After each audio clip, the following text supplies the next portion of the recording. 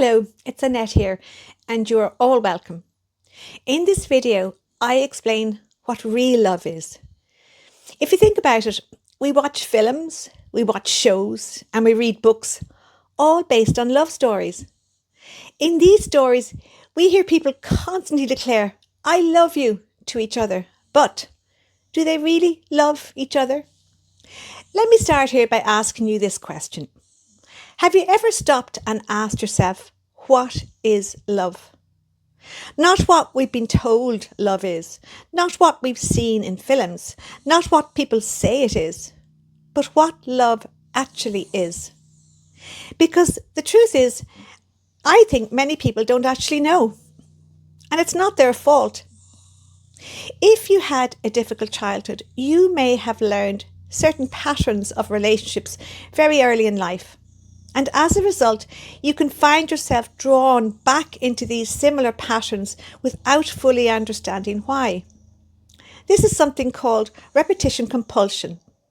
It means that as children, we learn what we live. What we experience as children becomes our normal. It is what we're familiar with. And as adults, we are subconsciously programmed to gravitate towards what feels familiar for us, even when what feels familiar is not good for us. I have a playlist called Tales of Repetition Compulsion, where I show you how repetition compulsion impacts on every area of our lives. I use tales or stories as examples so that I can make the concept easier to understand. So, in your early life, if love felt confusing or painful or inconsistent, then, as an adult, that can become your understanding of what love is. It is what was normal for you. So, when it comes to love as an adult, you will gravitate towards what feels normal for you. And therefore, you can find yourself in relationships where love is inconsistent. Not because you want to suffer, but again, because this feels familiar. And this is why it becomes so important to understand what love actually is. Because if we don't have a clear definition, we can mistake something harmful for something that's supposed to be loving. One of the most important things I have learned is this. To love is an active verb. It's not just something you say. It's something you do. So when someone says, "I love you," those words on their own, they're not enough. Love has to be shown through actions, through how someone treats you, through how they speak to you, through how they respond to your needs, through how they behave when things are difficult. Because words can be easy. Anyone can say, "I love you," but consistent, caring behaviour, that's what real love looks like. And this is where many of us get confused. Because if you look at films and books and even relationships around you, what is often presented as love is actually full of tension, mind games, envy, conflict, emotional ups and downs, and sometimes even cruelty. And over time, we start to believe that this is what love is. That love is supposed to be hard. That love is supposed to hurt. That love is something you have to fight for, or suffer for, or endure. But I don't believe that this is love. I think that's a very distorted, toxic version of love. Because real love is not meant to hurt you. Real love is meant to make you feel safe. It's meant to make you feel secure, at peace, content, valued, considered, respected, not constantly anxious, not confused, not walking on eggshells, not yearning. After my own difficult childhood, I spent many years trying to understand what love actually is. And eventually I came across a definition that really made sense to me. A definition that felt clear, grounded, and honest. And that definition is: love is when someone else's well being is as important to you as your own. And what does this mean? It means if someone really loves you, they won't do anything to hurt your well being. And I want to be very honest here. I did not understand this till I started healing from my childhood. Before that, I found myself in relationships where my well-being was not being looked after, where I was being hurt, yet I still believed I was loved. Why? Because the person sometimes said the words, "I love you," to me.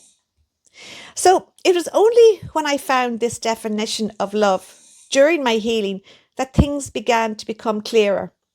I began to realize that someone saying, "I love you," is not evidence that they love you at all.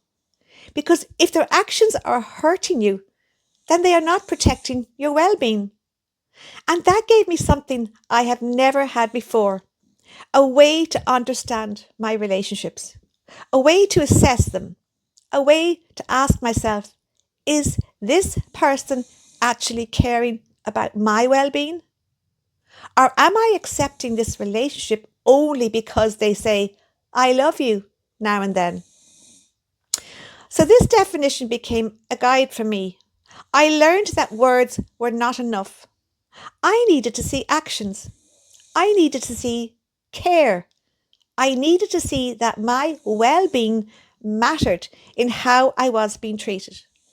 And if it didn't, then I had to ask myself a very difficult question. Do I want to stay with someone who, according to this definition, does not actually love me in a real and caring way? Now, if you take this definition of love, it naturally leads to a very important question. And it's a question I would gently ask you to consider. If someone in your life tells you that they love you, do they look after your well-being? Do their actions reflect care? Or do they say and do things that hurt you? Because this is the key point. If someone says they love you, but they behave in ways that harm your well-being, then what you are experiencing may feel like love, but it's not real love. Because love is not meant to hurt you. Love is meant to protect you. Love is meant to care for your well-being. Now, I want to say something very important here. This is not about blaming you or blaming me, because if you learned a painful version of love in your childhood, then of course this is what feels familiar for you. This is what you are used to. And so of course you might accept it and stay in it, no matter how hurt you feel and no matter how hard you try and make it work. That's not weakness, because you are only doing what is normal for you and what is familiar to you. But when you begin to understand what love really is, maybe you can start to see things more clearly. And sometimes that clarity can be painful, because you may begin to realize that what you thought was love wasn't really love in a way you deserved. And I won't pretend that's easy. It's not. I've been there myself many times.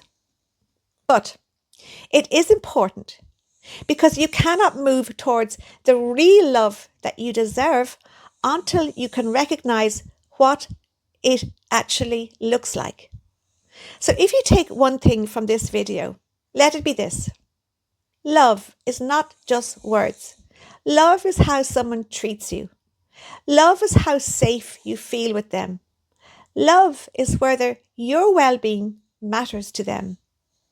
Real love will never ask you to accept being hurt. You deserve love that makes you feel safe. You deserve love that makes you feel content. You deserve love that protects your well-being.